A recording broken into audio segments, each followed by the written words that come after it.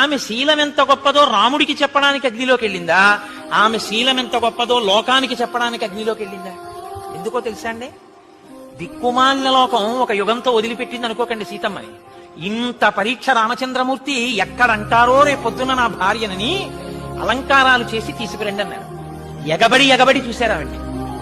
రాముడు ఊరుకుని పక్కన కూర్చోబెట్టుకుంటే ఇంత అందగత్త కాబట్టేరా రావణుడు తీసుకెళ్లాడంట కదండి. ఈ మాట అంటారని ఇన్ని నెలల తర్వాత భార్యని చూసినా ఆయనకి తెలుసున్నా ఆవిడ ఎటువంటిదో, లేచి కపాలన చేతులు పట్టుకుని ఆవిడ కళ్ళు తుడవాలనున్నా, ఇవాళ నేనొక్క 5 నిమిషాలు తొందరపడితే జీవితాంతం నిన్ను లోకమనే మాటలకి నీ మీద నాకున్న ప్రేమ వలన ముందు నేను ఏడవలసి వస్తుంది సీత. నువ్వు అంతఃపురంలో ఉంటావు, ముందు నా చెవిన పడతాయి. కాబట్టి నీ చారిత్రం ఏమిటో లోకానికి తిరిగి చెప్పాలి. అందుకని ఆయన నా కంటికి జబ్బొచ్చింది సీత, నువ్వు దీపశిఖవి అన్నాడు.